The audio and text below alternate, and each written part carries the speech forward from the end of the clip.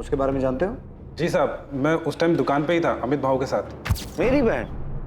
ये कब पैदा हो गई? मेरी कोई बहन है ही नहीं। हेलो हेलो, अजीब आदमी है, कुछ भी बकवास किया जाए। ए दिनेश, एक काम कर, थोड़ा काउंटर सवाल में आता हूँ। जी बाब। फिर अमित भाव थोड़ी देर बाद वहाँ से बाहर चले गए थे। बस उसके आगे मैंने कुछ नहीं सुना साहब। क्या वो फोन इस हिस्ट्री शीटर किशोर कदम ने किया था? अमित की इसी से बात हुई थी? अमित भाई, आपका काम हो गया, अभी लड़की आपको कोई परेशान नहीं करेगी। दिनेश, तुम इकलौते आदमी हो जिसने अमित को किशोर कदम के साथ मिलते जुलते देखा था। अमित की प्लानिंग के बारे में और क्या जानते हो? साहब, मेरे को जो कुछ भी मालूम था मैंने आपको सब कुछ बता दिया। और साहब, आपको मेरे को सुरक्षा देनी होगी। साहब, अमित भाव बहुत खतरनाक आदमी है साहब, उसको ये सब मालूम पड़ेगा। घबराओ मत दिनेश, तुम्हें कुछ नहीं होगा।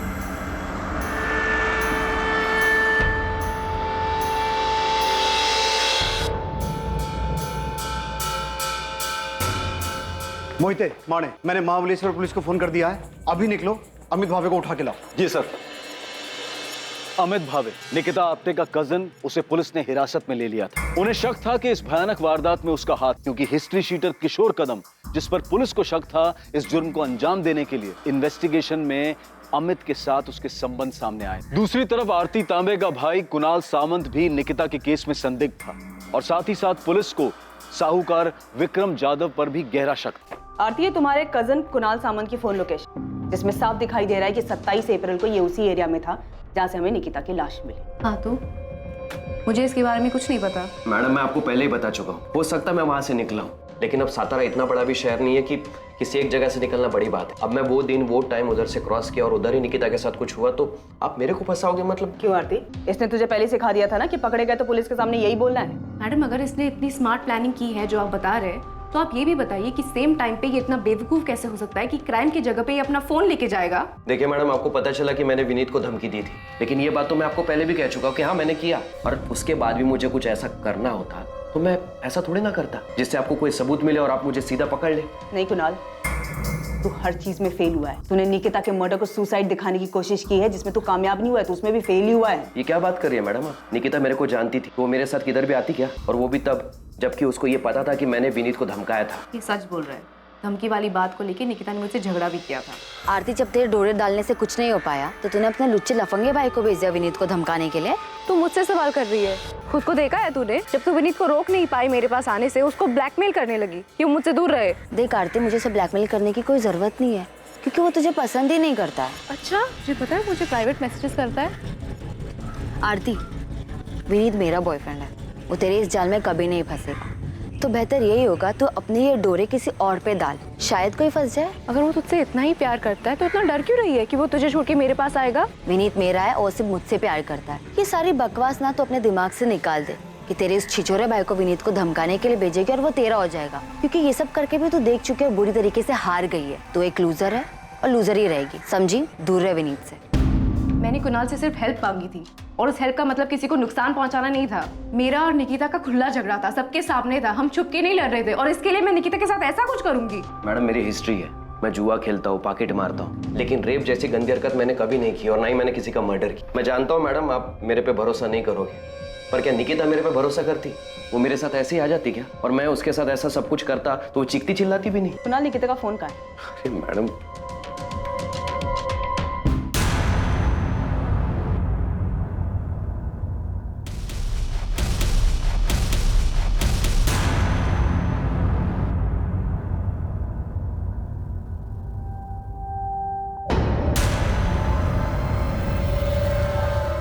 आपने हमें ये क्यों नहीं बताया कि विक्रम जाधव आपसे मिलने आया, पर आप दोनों के बीच में डील हुई? पहले उसकी बेटी के साथ ये सब करेगा, फिर कर्जा माफ करने का नाटक करेगा। और निकिता के साथ जो हुआ है उसका इससे कोई लेना देना नहीं। तुझे कैसे पता लेना देना है कि नहीं? मैं समझ गया तू कितनी सेल्फिश है। तूने विनीत के लिए मेरा यूज किया।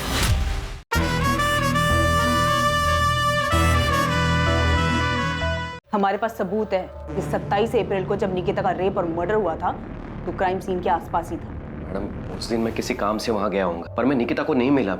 मैंने उसके साथ कुछ भी नहीं किया मैडम, मैं सच बोल रहा हूँ। ये एक लव ट्रायंगल था जहाँ पे हम एक दूसरे के खिलाफ थे, दुश्मन थे, हम एक दूसरे के, झगड़ा करते थे हम एक दूसरे के साथ, लेकिन फिर भी मैं कुणाल को निकिता के पीछे नहीं भेजूंगी। इतनी सी बात आपको समझ नहीं आती? नहीं आ रही सब। क्योंकि ये झूठ है आरती। सच ये है कि तूने इस गुंडे को भेजा था विनीत को धमकाने के लिए कि ये निकिता से दूर है, लेकिन ऐसा हुआ नहीं। सच ये है कि निकिता अब जिंदा नहीं है, ये बताने के लिए कि ये गुंडा कई बार गया तो उसे धमकाने के लिए। सच ये है कि निकिता जिंदा नहीं है, बताने के लिए कि उसका रेप और मर्डर इसी कुणाल ने किया है। और इन सब के बावजूद तेरी सारी दलीलें झूठी साबित होती है, क्योंकि जब ये सब हुआ था तू क्राइम सीन के पास था। तुम दोनों से ना बहुत प्यार से बात कर ली है मैंने, तुम दोनों को प्यार की भाषा पच नहीं रही है।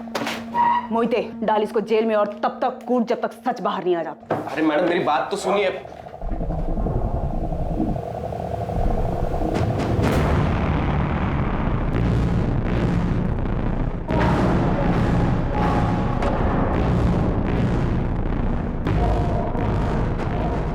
अगर हम विक्रम जाधव से पूछताछ कर रहे हैं तो इसमें आप इतना परेशान क्यों हो रहे हैं? आप मेरी परेशानी अच्छी तरह समझते हैं साहब। घुमा फिरा के आप यही कहना चाहते हैं ना साहब कि मैंने जादव बाबू से कर्जा लिया था और अपनी बेटी को उसके पास भेजा था ताकि ये कर्जा माफ हो जाए। हमने तो ऐसा नहीं कहा। तो फिर और क्या पूछेंगे विक्रम बाबू से आप?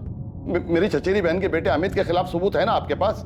उसने किया है सब कुछ, पूछिए उससे। हम ना तो अमित भावे को बख्शेंगे ना ही विक्रम जाधव को। फिर चाहे आप खुद निकिता के पिता आके हमें ये क्यों ना कहें कि हमें किससे पूछताछ करनी है और किससे नहीं।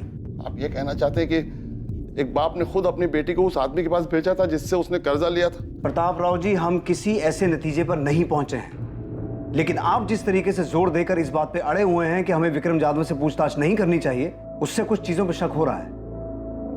आपके लिए बेहतर होगा हमें हमारा काम करने दीजिए।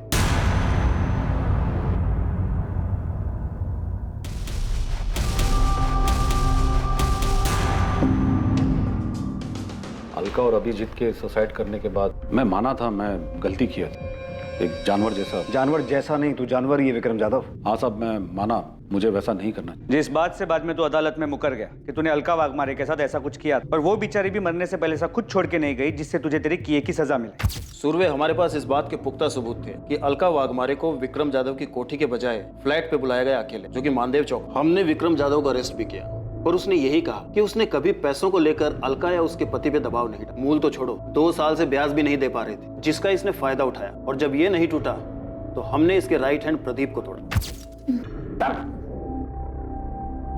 एक आदमी और एक औरत ने सुसाइड किया प्रदीप, और तू जानता है कि ये सब तेरे उस जादव भाव के इशारे पे हुआ है। देख, वो तो जेल में जाएगा ही, अगर तू नहीं बोला तो तू भी जेल जाएगा। सच बोल रहा हूँ, अलका बहन खुद उधर आई थी।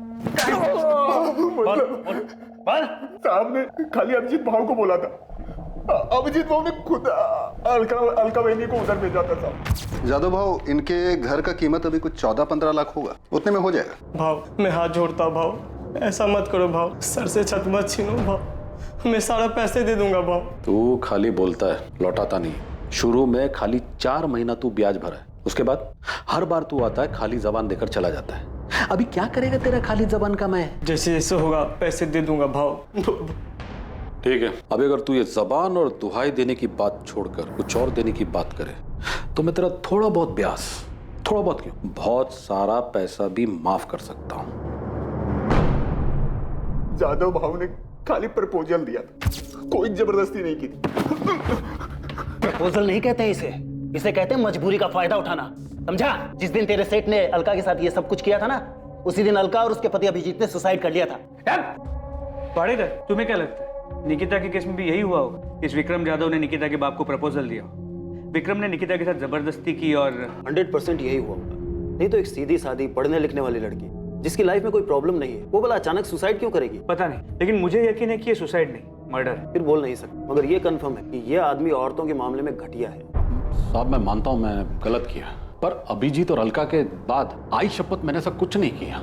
और ऊपर से जब मेरे को पता चला कि प्रताप राव के साथ ऐसा कुछ हुआ है तो मैंने सामने से खुद जाकर उसका कर्जा माफ किया। तो तू अब धर्मात्मा बन गया है जो सामने से जाके माफ किया? नहीं साहब, मैं धर्मात्मा नहीं बना साहब, मैं डर गया था। जब मुझे पता चला कि प्रताप राव के लड़की ने सुसाइड की करके, तो मेरी हालत टाइट हो गई। मैं समझ गया कि ले दे के प्रताप राव के कर्जे की बात सामने आएगी तो मेरी भी हिस्ट्री खुल जाएगी। इसलिए साहब मैं सच बोल रहा हूँ, मैंने सच्चे मन से उसका कर्जा माफ किया। साले, पहले उसकी बेटी के साथ ये सब करेगा, फिर कर्जा माफ करने का नाटक करेगा? नहीं साहब, मैंने कुछ नहीं है किया साहब, आप बेकार में मेरे पीछे पड़ के असली मुजरिम को खुला छोड़ रहे हो। आई शपथ, मैं बोल रहा हूँ साहब, मैंने कुछ नहीं किया, मैंने कुछ नहीं किया।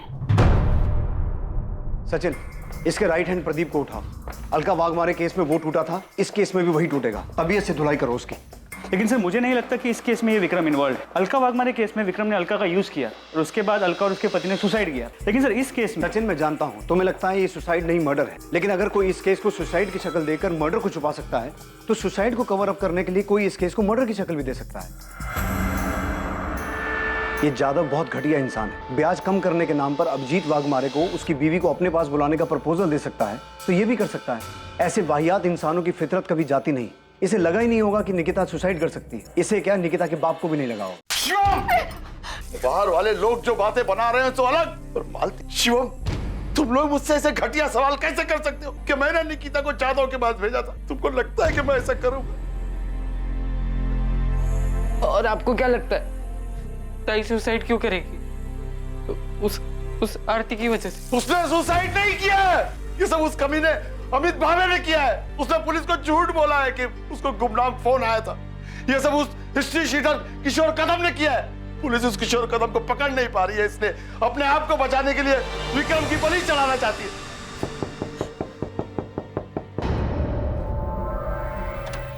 बताइए अब आप क्या नया बताने आए? बताने नहीं, पूछने आया हूं। आपने हमें ये क्यों नहीं बताया कि विक्रम जाधव आपसे मिलने आया था पर आप दोनों के बीच में डील हुई थी?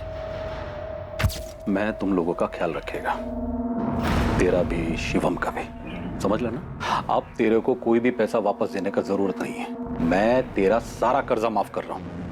मैं तेरा दुख समझ सकता हूँ। तो अगर वो खुद चल के मेरे पास आया और बोला कि तेरा कर्जा माफ, तो इसका मतलब आप ये निकालेंगे कि मैंने अपनी बेटी को उसके पास भेजा था? हम सिर्फ अपना काम कर रहे हैं। आपकी बेटी के मौत के बाद ये विक्रम जाधव जैसा घटिया आदमी अचानक इतना संत कैसे बन गया? मुझे नहीं पता मुझे।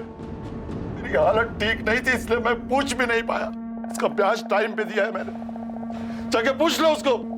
विक्रम जाधव जो होगा सो होगा। आपकी हिम्मत कैसे है मेरे बारे में ऐसा सोचने की कि मैंने अपनी बेटी के साथ ऐसा कुछ किया है? ये सब उस अमित को बचाने के लिए तो नहीं कर रहे हैं आप? कितना पैसा खिलाया उसने ये सब केस घुमाने के लिए, हाँ? और सुसाइड बोल के केस बंद करने के लिए कितना पैसा दिया है उसने?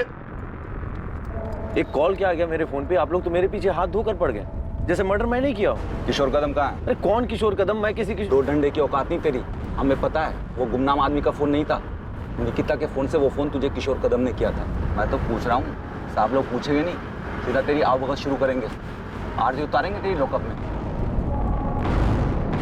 कुणाल, पुलिस ने मेरे पीछे अपने लोग लगा रखे हैं, मेरे हर मूवमेंट पे नजर रख रहे हैं, मेरे फोन रिकॉर्ड्स तक निकलवा रहे हैं। तेरे को क्या लगा आरती, तू विनीत के लिए बावलो जैसी हरकतें करेगी और उसके बाद तेरे से कोई कुछ सवाल नहीं पूछेगा? मैंने कभी नहीं सोचा था कि निकिता के साथ ये झगड़ा उसकी मौत पे खत्म होगा।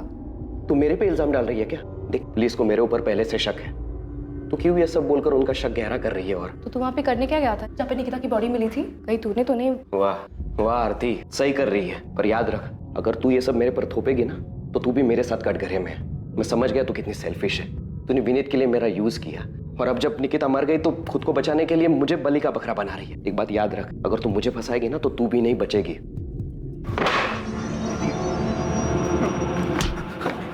पिछली बार तू बच गया था, इस बार नहीं बचेगा। मैं सच बोल रहा हूँ, तेरी लाश तक नहीं मिलेगी। जब मैंने पिछली बार सब सच बता दिया भाव ने क्या किया, तो अभी मैं झूठ क्यों बोलूंगा साहब? कसम से साहब, वो लड़की उधर अगर आई भी होगी और भाव ने उसके साथ कुछ किया भी होगा तो मेरे को नहीं मालूम। तेरे भाव ने प्रताप राव का कर्जा क्यों माफ किया, वो भी निकिता के मरने के बाद?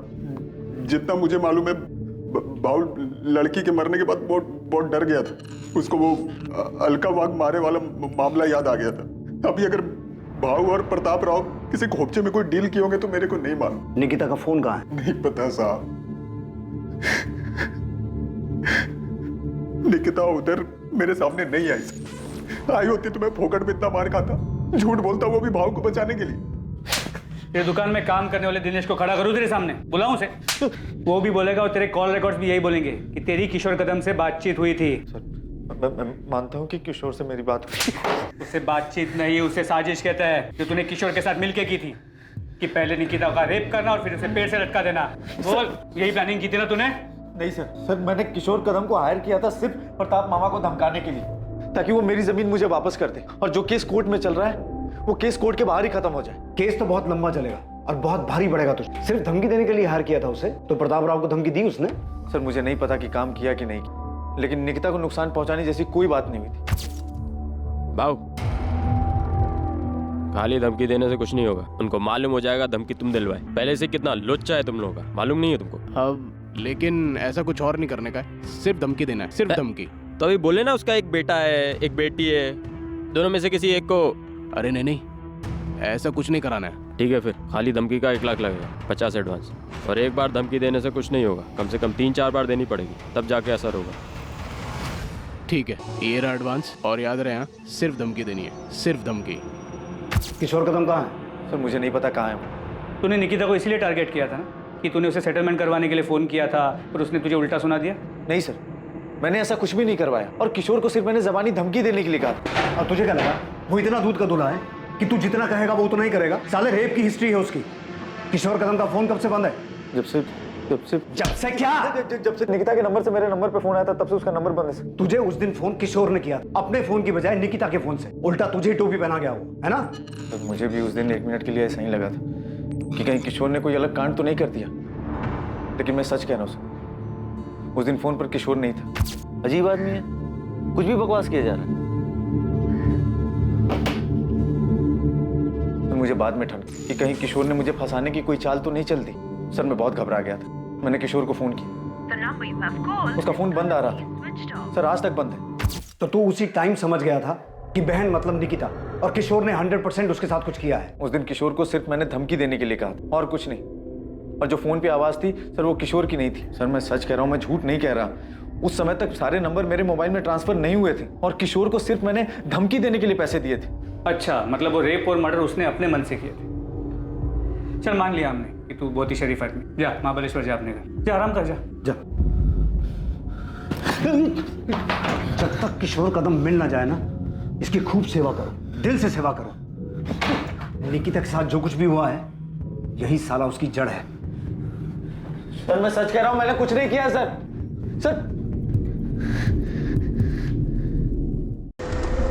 क्या वाकई किशोर कदम ने अमित की बात अनसुनी करते हुए इस जुर्म को अंजाम दिया था? अमित भावे की बात का तथ्य तब तक साबित नहीं हो सकता था जब तक किशोर कदम पुलिस के हाथ नहीं लगता और उससे पूछताछ नहीं हो जाती। किशोर तक पहुंचने के लिए पुलिस ने महाराष्ट्र के हर शहर में उसकी तलाश शुरू कर दी थी। उसकी खबर देने वाले को इनाम देने की घोषणा तक की गई थी। किशोर को गिरफ्त में लेने के लिए शहर और शहर के बाहर के सभी पुलिस नेटवर्क उसकी तलाश में लगा दिए गए थे। मुझे किशोर कदम नाम के आदमी ने कभी कोई धमकी नहीं दी, पर इस बात में कोई शक नहीं है कि जो कुछ मेरी बेटी के साथ हुआ है उसमें अमित का हाथ। सीधे सीधे इस सवाल का जवाब दीजिए। जब हमने आपसे पहले पूछा था कि आपका किसी के साथ कोई झगड़ा है, कोई दुश्मनी है, तब आपने हमें क्यों नहीं बताया? क्योंकि मुझे पता नहीं था साहब।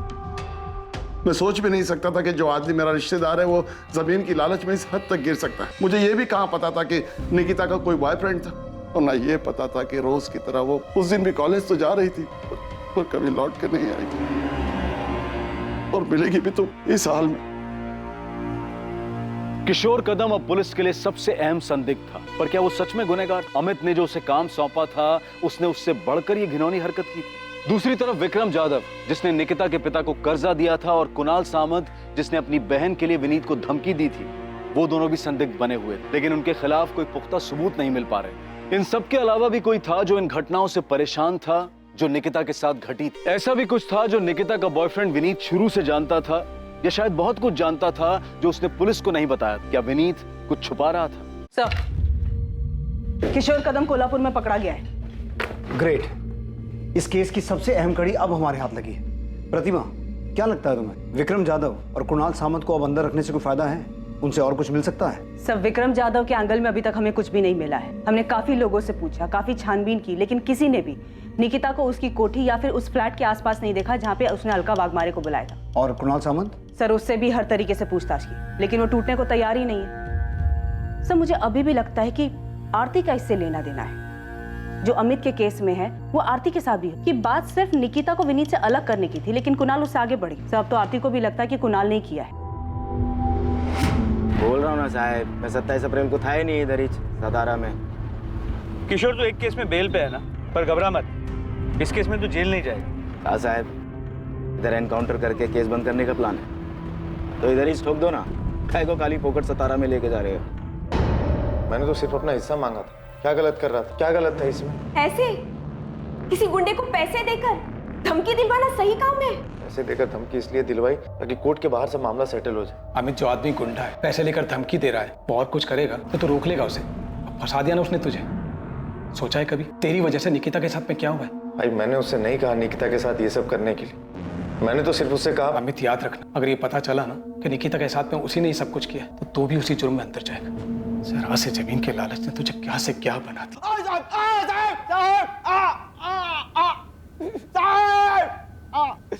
तीन दिनों तक लगातार पूछताछ और मार खाने के बावजूद किशोर कदम ये कबूल करने को तैयार नहीं था कि उसने ये जुर्म किया। वो सिर्फ इस जुर्म से ही नहीं बल्कि इस बात से भी इनकार कर रहा था कि अमित भावे से पैसे लेने के बावजूद उसने कभी निकिता को निशाना बनाया या उसके परिवार के किसी इंसान को धमकी भी दी।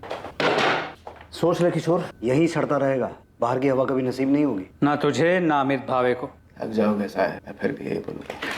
हम नहीं थकेंगे, हमारी चिंता मत कर। अब अगर अपनी सलामती चाहता है तो ये बता कि रस्सी कहाँ से खरीदी, हाथ से गला घोंट के मारा या रस्सी गले में डाल के? साहब जब इतना मान के बैठे हो तो मेरे मुंह से सुनने का क्या मतलब? अब मैंने पैसा धमकी देने के लिए लिया था और वो भी नहीं, खाली पैसा कब्जी। लड़की का छोड़ो साहब, उसकी फैमिली के किसी एक आदमी के पीछे नहीं गया मैं। लोग मेरे को एड़ा समझते। मैं लड़की के फोन से अमित को फोन करूं, मेरे को समझ में नहीं आता।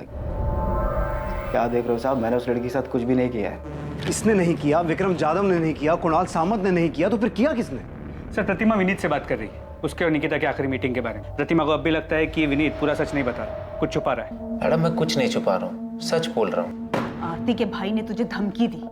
आरती और निकिता के बीच में तेरी वजह से झगड़ा चल रहा था और निकिता ये भी जानती थी कि तू आरती को मैसेज करता था, फिर भी निकिता तेरे जैसे डबल ढोलकी पे विश्वास करती कि। मैडम मैं कोई डबल ढोलकी नहीं हूँ, आरती के साथ मेरा कुछ नहीं, मैं निकिता से प्यार करता था। हाँ कुछ टाइम के लिए मैं आरती की तरफ अट्रैक्ट हो गया था और निकिता कुछ ज्यादा इस बात से डर गई। और इसी बात का डर उसे उस दिन भी था ना?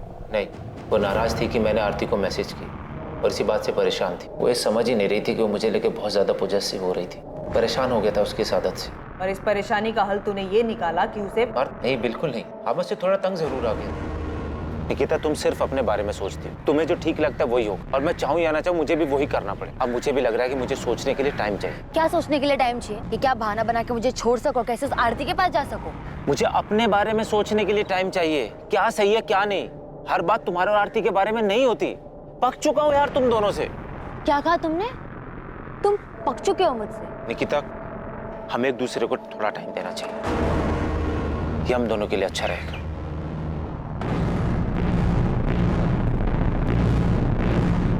Bye bye.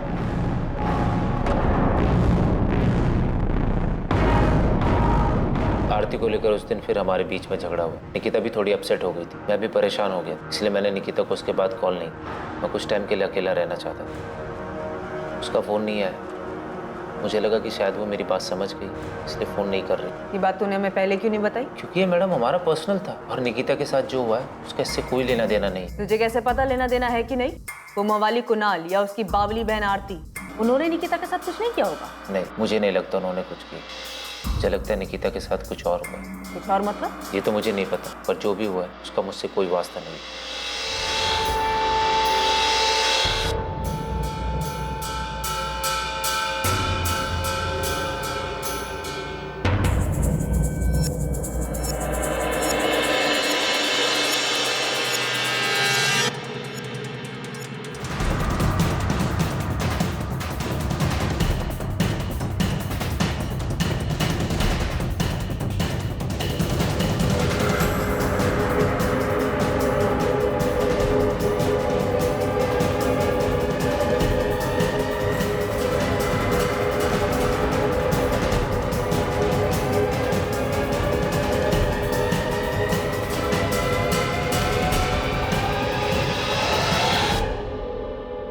सर मुझे लगता है कि हम इस बात पे अटक गए हैं कि निकिता का मर्डर हुआ, जो कि इन सस्पेक्ट में से किसी ने अपना मकसद पूरा करने के लिए किया है। प्रतिमा फिर से ये मत कहना कि तुम्हें अब भी लगता है कि ये सुसाइड का केस। प्रतिमा अगर सुसाइड किया हो तो उसके पीछे कोई रीजन तो होना चाहिए। विक्रम जाधव की थ्योरी में कोई भी सुराग सामने नहीं आया कि उसने निकिता के साथ रेप किया, इसी वजह से उसने सुसाइड किया। तो फिर क्या हो सकता है? पता नहीं सर, पर मुझे अभी भी लगता है कि कुछ तो था जिसकी वजह से निकिता दुखी थी। ये हमने सीसीटीवी फुटेज में भी देखा है। प्रतिमा हमें ये भी पता है कि उसके मरने से पहले उसके साथ रेप हुआ था। यस सर, याद है मुझे। सर ये सुसाइड नहीं मर्डर है। अगर हम ये मान भी लेते हैं कि विक्रम जाधव ने उसके साथ कुछ किया था, वो उसे बर्दाश्त नहीं कर पाई और उसने सुसाइड कर ली, तो तब भी उसके फोन के गायब होने के पीछे क्या कारण हो सकता है? क्या उसने सुसाइड करने से पहले अपना फोन खुद फेंक दिया जो आज तक नहीं मिला? सर इससे ये साफ हो जाता है कि ये सुसाइड नहीं मर्डर है और ये मैं 100% श्योर होकर कह सकता हूँ।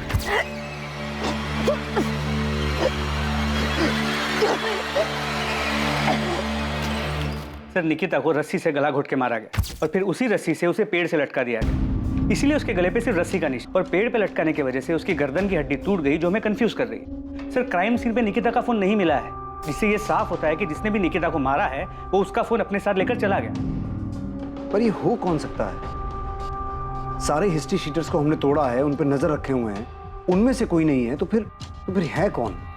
इस केस में अपराधी कौन था या फिर कौन थे, ये पता लगाना बहुत मुश्किल हो रहा था। हर एक एंगल के खुलने के बावजूद निकिता की मौत के पीछे के मकसद तक पहुंच पाना लगभग नामुमकिन सा लग रहा था। अब केस ठंडा पड़ चुका था, महीनों गुजर चुके थे। 27 अप्रैल 2019 को इस जुर्म को अंजाम दिया गया था और अब अक्टूबर 2019 आ चुका था। लेकिन अचानक इस केस को एक नई दिशा मिलने वाली थी, एक नया रास्ता खुलने वाला।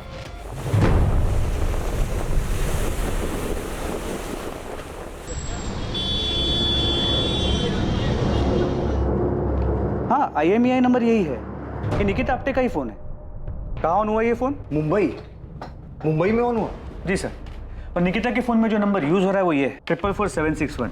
इस नंबर की पूरी डिटेल्स मंगवा ली है। हमने अपने नंबर से कॉल नहीं किया, मोहिते को भेजा है PCO से कॉल करने के लिए, ताकि पता चल सके कि ये नंबर ऑन है या नहीं। सर ये नंबर ऑन है। मैंने PCO से फ़ोन किया, ऐसे ही कोई नाम बदल कर बात। किसी आदमी ने फ़ोन उठाया था, बोला कि आपने जो नंबर लगाया रॉन्ग नंबर है। मैंने पूछा ये मुंबई का नंबर है? उसने कहा हाँ। सर मैंने उससे और कुछ नहीं पूछा, ये सोच करके कहीं वो अलर्ट ना हो जाए। गुड, एड्रेस निकालो और उठाओ इस आदमी को। जी सर। और उसे पता ना चले कि हम उसके पीछे हैं।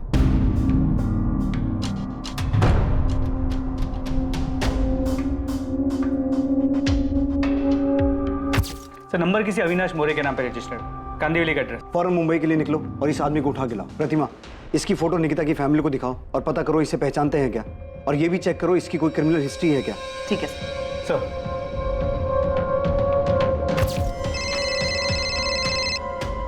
हाँ प्रतिमा, इस अविनाश मोरे का कुछ मिला? नहीं सर, निकिता की फैमिली भी इसे नहीं पहचानती, उन्होंने तो इसका नाम तक नहीं सुना। ताज्जुब की बात, इस अविनाश मोरे ने अब तक फोन स्विच ऑफ नहीं किया, लगातार ऑन आ रहा है। सर मैंने साइबर टीम से दोबारा चेक किया, ये निकिता का ही फोन है।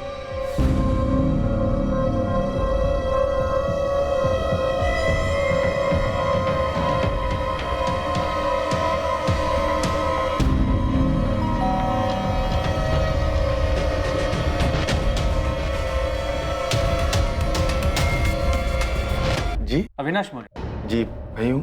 तू जो फोन यूज करता है वो कहाँ है? आप लोग हैं कौन और ये पूछ क्यों रहे हैं? सतारा पुलिस। और साहब आप मेरा फोन क्यों देखना चाहते हैं? क्योंकि वो फोन तेरा नहीं, किसी और का है। नहीं, ये तेरा फोन नहीं। साहब ये मेरा ही फोन है। तेरा नंबर 444-761 3 दिन पहले एक फोन में एक्टिव हुआ था, वो फोन कहाँ है? साहब लेकिन हुआ क्या है? 3 दिन पहले तेरा नंबर जिस फोन में एक्टिव हुआ था वो फोन सतारा के निकिता आप्टे का है, जिसका 6 महीने पहले रेप और मर्डर हुआ। वो सब तो मुझे पता नहीं है, लेकिन इसी फोन में मैंने 3 दिन पहले सिम डाला था। अविनाश वो फोन ऐसे नहीं, ऐसे दिखता है। सर इसे लॉकअप में ले जाके पूछते हैं, तब याद आ जाएगा इसे। अरे साहब इसमें याद क्या करना, मैं सच कह रहा हूँ साहब। साहब मेरा फोन खराब हो गया था, डिस्प्ले गया था उसका, मैंने उसे बनने के लिए डाला था और राजू की दुकान से काम चलाने के लिए ये फोन मैंने 1000 रुपए का खरीदा था। चल राजू के दुकान पे ले चला। हाँ चलो साहब। चल राजू इनको बताओ कि ये फोन मैंने तुमसे ही खरीदा था ना? हाँ साहब, ये फोन मैंने ही बेचा था उसको। इस फोन का जो IMEI नंबर है वो उस लड़की के फोन का है जिसका सतारा में 6 महीने पहले रेप और मर्डर हुआ। IMEI नंबर सेम है, लेकिन उसका फोन ये था। हमारे पास एक कंफर्मेशन है कि निकिता के फोन का मॉडल ये है, और हमने ये भी कंफर्म किया कि इस फोन का जो IMEI नंबर है वो निकिता के फोन का। साहब ये जो आप फोटो दिखा रहे हैं ना फोन का, ये बिकने के लिए आया था मेरे पास, मैं ही खरीदा था। किससे खरीदा था? ऐसे ही चलते फिरते एक बंदा आया था बेचने के लिए। मेरे को ये फोन बेचने का है, बंद पड़ा है, चल नहीं रहा। चल ही नहीं रहा है? नहीं। अरे भाई इसका तो बॉडी भी डैमेज है, मेरे भी किसी काम का नहीं, खरीद के करूंगा क्या इसको? अरे देख लो, मोबाइल का दुकान है, कुछ काम आ जाएगा आपके, जो भी दोगे चलेगा मेरे को। मैं बोला 200 रुपए से ज्यादा नहीं देगा, वो बोला ठीक है और बेच के चला गया। तो फिर वो टूटा हुआ फोन का है और उस फोन का IMEI नंबर इस अविनाश के फोन में कहाँ से आया? ये फोन का बॉडी एकदम डैमेज हो गया था, बैटरी वैटरी सब ठीक था, तो मैंने बाहर का बॉडी निकाल के फेंक दिया और अंदर का माल मटेरियल जुगाड़ करके ये फोन में फिट कर दिया। तुम्हें ये फोन किसने बेचा? उसका नाम क्या है जिसने बेचा? नाम तो याद नहीं साहब, 1-2 महीना हो गया अभी। देख राजू, हमें वो आदमी चाहिए, और अगर वो नहीं मिला ना हम तेरी जन्म पत्री बना देंगे कि तूने सतारा में उस लड़की के साथ रेप और मर्डर किया। खाली पीली मेरे को काय को फंसा रहे साहब, मैं तो खाली फोन खरीदा था। जिसने फोन बेचा उसका हुलिया याद है? साहब, याद करने की कोशिश करता हूँ साहब। नहीं, ये भी नहीं, ये नहीं, ये था ना? नहीं साहब, ये भी नहीं। जैसा वो सब बोले ना, वैसा मैं आपको उसका हुलिया बताने को तैयार हूँ। सच्ची साहब, जितना याद है सब बताऊंगा, बिल्कुल नहीं घुमाऊंगा, कसम से।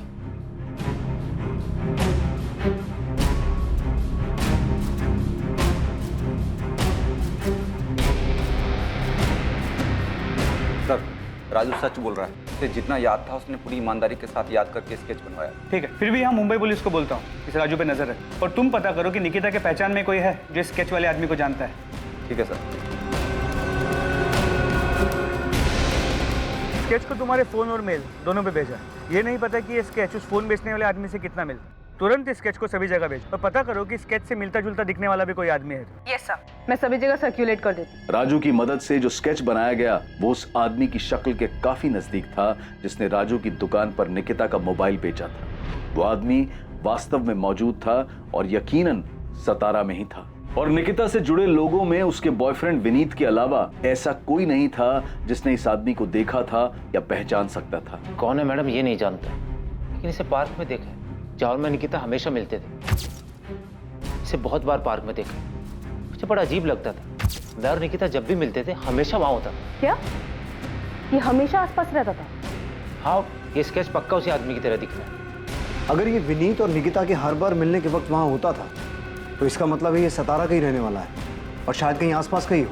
लेकिन सर इसकी कोई क्रिमिनल हिस्ट्री नहीं, पर फिर भी मैंने गोविंद और बाकी फकी को काम पे लगा दिया, ये पता करने के लिए कि ये कौन है और कहाँ रहता है। गुड, ढूंढो इसे ताकि इस केस को क्लोजर मिले और निकिता को न्याय। सर। प्रतिमा। Yes sir. तुमने बताया कि विनीत कह रहा था कि ये हमेशा पार्क में मौजूद रहता था, उन्हें घूरता था। यस सर, वो दोनों जब भी पार्क में मिलते थे ये वहाँ रहता था। 27 तारीख की निकिता की वो फुटेज निकालो। हमें इस एंगल के बारे में कुछ पता नहीं था, हमने कुछ मिस किया है। 27।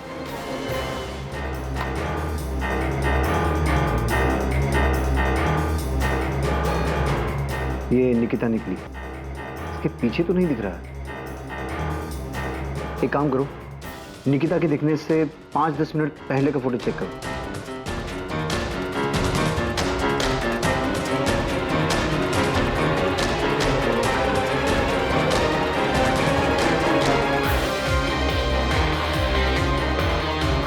एक मिनट सर, स्टॉप कीजिए इसको।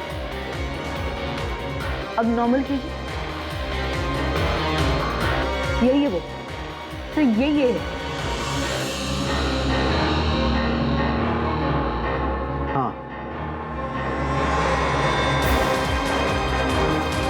हाँ सर, ये वही आदमी है क्या? इसी ने निकिता के साथ निकिता का मोबाइल इसके पास था जो उसने मुंबई में जाके बेचा। ये है कौन?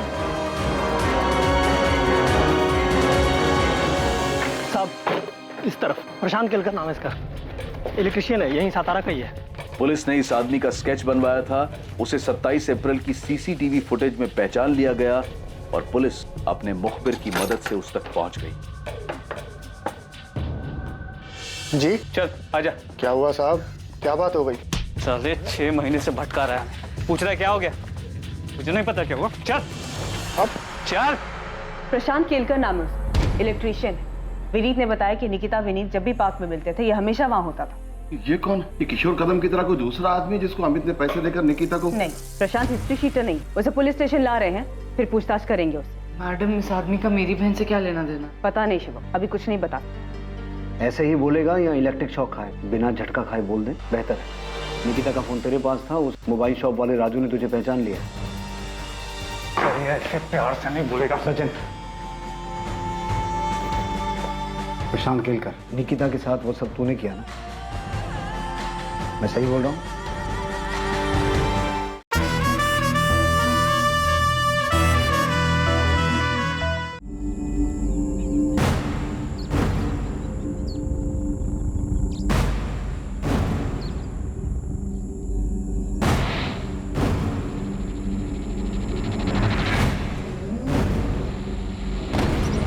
जी आप निकिता है ना? हाँ, क्यों? आपसे कुछ जरूरी बात करनी है। क्या बात करनी है? आप हो कौन? वो मैं आपके पापा को जानता हूँ, पहले बताओ तो सही, आप हो कौन? क्या बात करनी है आपको?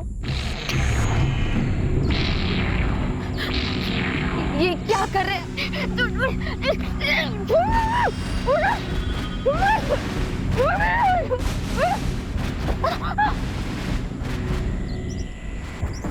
क्या आप मेरे साथ चल, वरना यहीं काट दूंगा। प्लीज मुझे जाने दो। मेरे बैग में कुछ पैसे, मेरी घड़ी, मेरा फोन सब ले लो। प्लीज मुझे ऐसे जाने दो। मुझे ये सब कुछ नहीं चाहिए, मुझे सिर्फ तू चाहिए, सिर्फ तू। कब से तेरे पीछे हूँ, आज जाकर मिली है तू।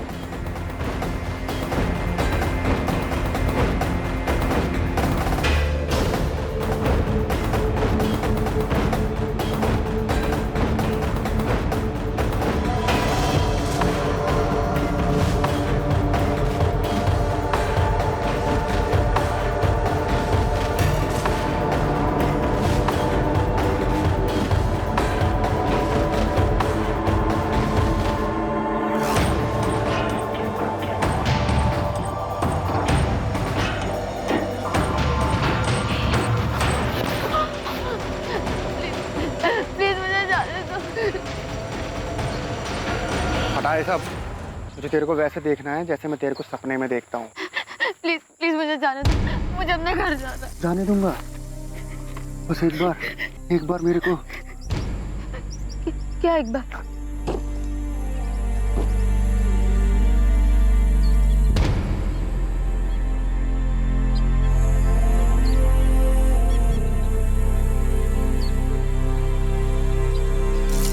ये ले, पहन ले।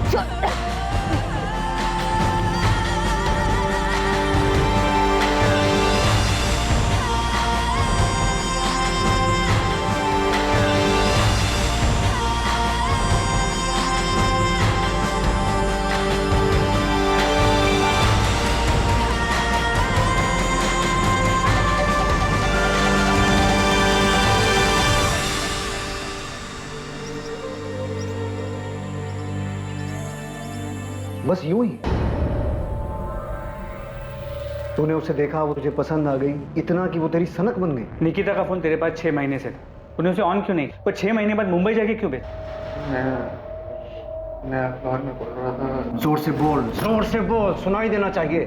मैं मामला ठंडा होने का इंतजार कर रहा था। 27 अप्रैल का दिन तूने इसलिए चुना क्योंकि निकिता उस रास्ते से जाने वाली थी। हाँ, मैंने पहले भी कई बार कोशिश की थी, पर सड़क पर कोई ना कोई आ जाता था। तो तूने देखा कि 27 तारीख को उस रास्ते पे आसपास कोई नहीं था, सुनसान था, तो तूने ऐसा किया? हाँ। तूने निकिता के भाई अमित को फोन क्यों किया? तू जानता है उसे? नहीं। तो उसे फोन क्यों किया? मुझे बुरा लगा कि उसके परिवार वाले परेशान हो रहे होंगे कि कहाँ गई, तो इसलिए मैंने उसका फ़ोन उठाया और देखा किसको फ़ोन कर सकता हूँ, तो मैंने उसका नंबर डायल कर दिया। फ़ोन में नाम अमित दादा करके लिखा हुआ था, मुझे लगा दादा लिखा है तो भाई ही होगा, मिला दिया। हेलो, तुम्हारी बहन की डेड बॉडी पड़ी है, आके ले जाओ। कौन बोल रहा है? दिमाग तो सही है तेरा? एक बार में सुनाई नहीं देता है क्या? तुम्हारी बहन की बॉडी पड़ी है, आके ले जाओ। प्रशांत केलकर से बार बार पूछताछ की गई, ये जानने के लिए कि क्या वाकई ये जुर्म उसने अपनी विकृत मानसिकता और यौन आकर्षण के कारण किया था या इसमें कोई और भी शामिल था। पर आखिर तक यही सामने आया कि वो वाकई एक विकृत मानसिकता का आदमी था जो निकिता पर मोहित था, जिसने सिर्फ अपनी हवस पूरी करने के लिए निकिता के साथ बलात्कार किया और फिर उसे मार दिया। अपराधी, अपराध का मकसद और जिस तरह से इस जुर्म को अंजाम दिया गया था, उसने पुलिस तक को हैरान कर दिया था। इस केस में निकिता के परिवार में जो भी मनमुटाव था वो सामने आ गया था। इस केस के जरिए संपत्ति को लेकर चल रहे विवाद के कारण कोई अपना ही निकिता के पिता को धमकी देने, डराने जैसे गलत इरादे रखता था, वो भी सामने आ गया। साथ ही एक लड़के को लेकर लव ट्रायंगल, प्यार के नाम पर दीवानगी भी सामने आई, जिसमें दो बेस्ट फ्रेंड्स के बीच एक लड़के की वजह से दोस्ती में कड़वाहट आ गई। पर निकिता के बलात्कार और हत्या का जो अपराधी था वो निकिता और उसके जानने वालों के लिए चेहरे से, नाम से पूरी तरह से गुमनाम। प्रशांत केलकर का इससे पहले कोई क्रिमिनल रिकॉर्ड नहीं और साथ ही मनोवैज्ञानिक जांच में भी ऐसा कुछ सामने नहीं आया कि उसे कोई मानसिक बीमारी थी। वो पूरी तरह से सामान्य था। ये बेहद दुखद है कि 19 साल की निकिता को किसी की सनक और दिमागी गंदगी की वजह से अपनी जान गंवानी पड़ी। इस केस में जो सबसे बड़ा सवाल पैदा होता है वो ये कि ऐसी विकृत मानसिकता जो सड़क पर चलते इंसानों को, अपने आसपास के लोगों को शोषण का सामान मानती है, उस विकृत मानसिकता को पहचाना कैसे? दरअसल ये मुश्किल है, आसान नहीं है। लेकिन जब भी किसी पर कोई शक हो या पता चले कि आपके आसपास ऐसा कोई व्यक्ति है तो तुरंत उसकी शिकायत करें। ऐसे लोगों से डरने की बजाय हिम्मत दिखाकर पुलिस में उनकी शिकायत करें और उन्हें उनकी सही जगह पर पहुंचाएं। खुद को और अपने आसपास के माहौल को सुरक्षित बनाएं। अब मैं अनूप सोनी आपसे विदा लेता हूं। फिर मुलाकात होगी एक और नए केस के साथ। देखते रहें क्राइम पेट्रोल सतर्क, सोमवार से शुक्रवार रात 10:30 बजे। और याद रखें, क्राइम और आपके बीच में सिर्फ इतना फर्क है कि आप कितने सतर्क रहें, सुरक्षित रहें।